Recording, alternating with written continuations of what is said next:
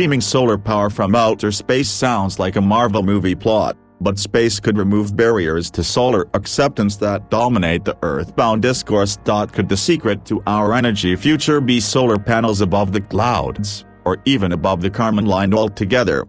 Besides the logistical challenges of even getting solar panels up in space, the benefits are pretty airtight, as Clean Technica's Tina Casey writes. There are no clouds to block or even reduce solar panel efficacy.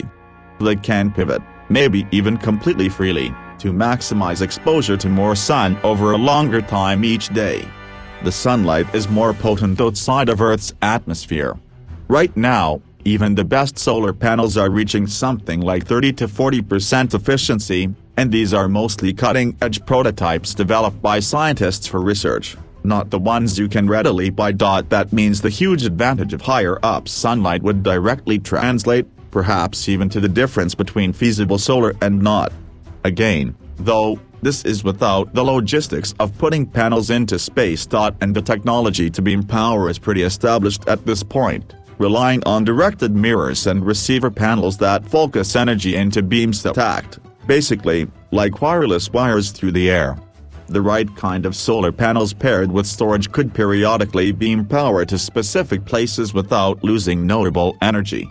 Earlier this month, the Air Force Research Laboratory unveiled a component coyly named Helios, after the original Greek sun god, for its forthcoming Arachne spacecraft, the main part of the space solar power incremental demonstrations and research project.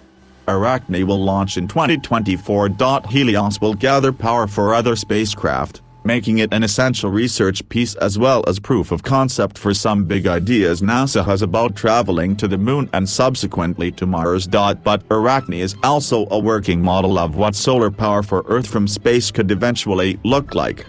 The Air Force reports, Arachne will demonstrate emerging technologies that support the ability to convert solar energy to radio frequency, RF, power, using innovative sandwich tiles as well as the feasibility of transmitting that energy to the ground and converting it to usable power. We'll likely learn a great deal from the use of solar power in space and then decide if the experiments make sense to extend to Earth.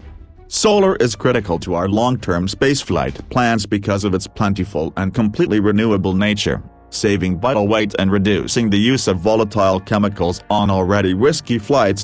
Does this mean we'll see solar beam from space on radio waves within the next decade?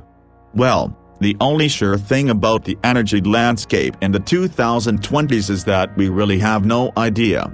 The end of fossil fuels will mean a huge wall against which some of the world's most talented people are currently throwing all their idea spaghetti. And it could be that solar from space is something that sticks.